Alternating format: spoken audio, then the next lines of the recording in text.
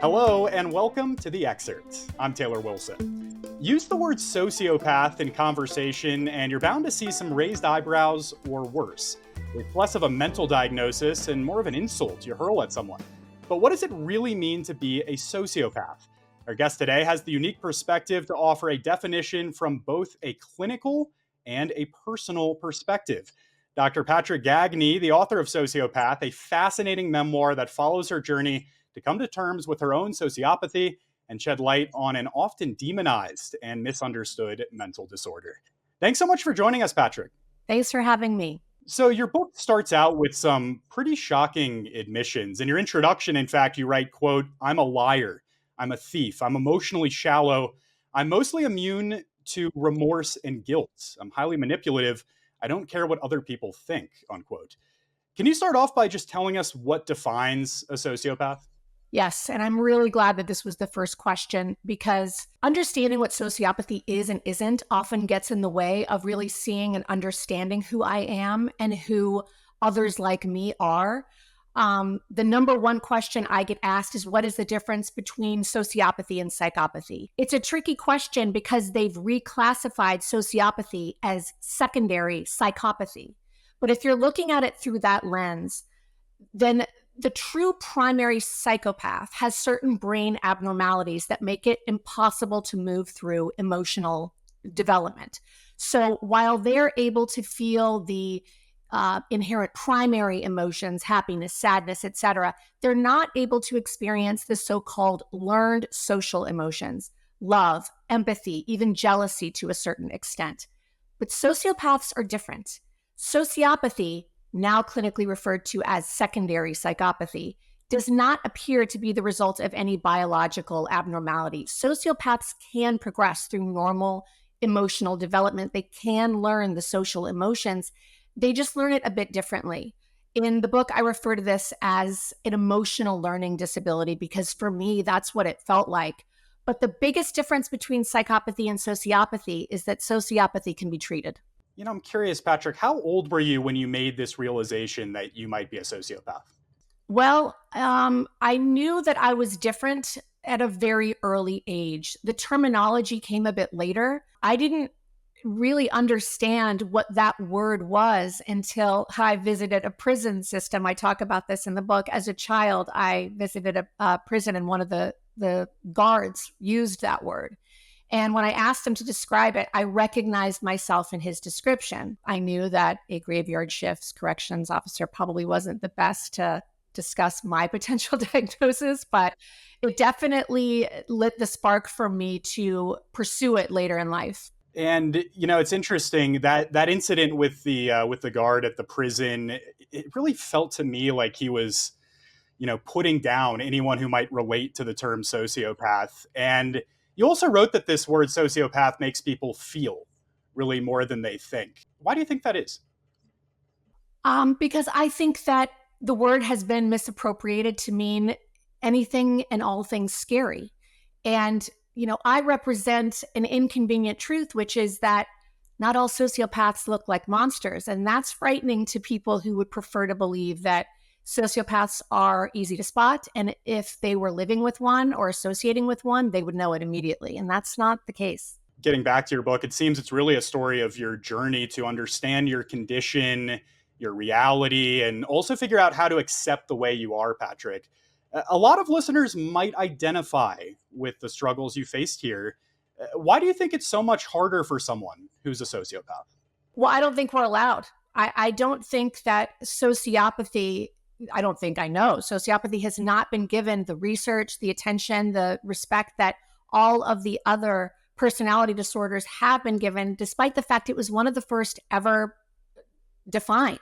When I was a kid, I learned very quickly that deceit was the best way for me to stay safe. And the reason for that was because anytime I admitted to not feeling things the way I was quote unquote supposed to, anytime I confessed to things that I felt the urge to do, I was punished for it. I was judged for it. So I learned very quickly the best way to exist as someone who related to my personality type was to hide. And I think that most people who share my personality type feel the same way.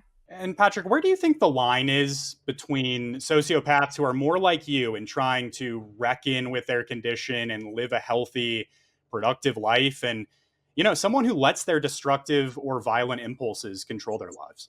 I think that in my case, and this does seem to align with the research, deceit for me was a coping mechanism that evolved into a lifestyle. I was very fortunate that I had the resources to go to college and to research these different personality types that were like mine, different than mine. I really was fortunate that I had the benefit of education, and I was able to break the cycle.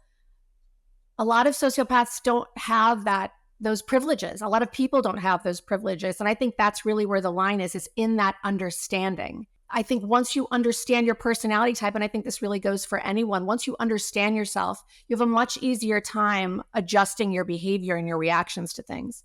As you mentioned, you grew up with some privilege given your family's economic and social status. I'm curious, Patrick, have you counseled any sociopaths from different racial or class backgrounds? And how do race and class fit into this conversation? Not as many as I would like, but I cannot imagine that race and class don't fit into this equation or don't factor tremendously into this equation. I am very aware that I am white, I am blonde, I am from a higher socioeconomic background. Therefore, I'm going to get away with things that other people will not get away with. That's just a fact. And again, I had the resources to receive an education, to continue to educate myself. And that's one of the reasons that I wrote Sociopath. I wanted to provide a humanized understanding of an otherwise dehumanized disorder.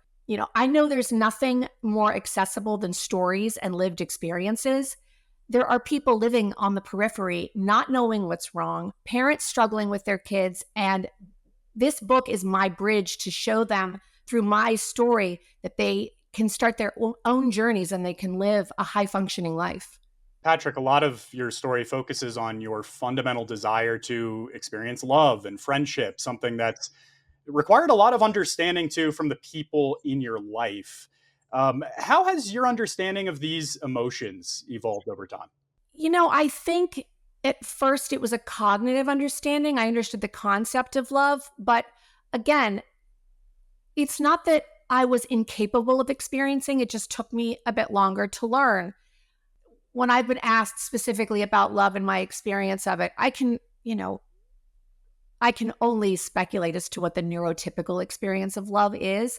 But my experience of love has always felt more like homeostasis, not possessive, not ego-driven. That's my experience. And that has grown over time. That has grown over experience with having a partner, having children. And I'm very fortunate that I have these people in my life who were patient with me and willing to withstand my learning curve. How have you navigated building those relationships? Do you have any tips for anyone listening? I was given the space in a lot of instances to sort of have my own emotional journey, but in other cases, I wasn't given the space. I had to demand the space. And I think that's really important. If you are someone who feels as though you are neurodivergent, there's nothing inherently immoral about a limited capacity to experience emotion. And that's really important.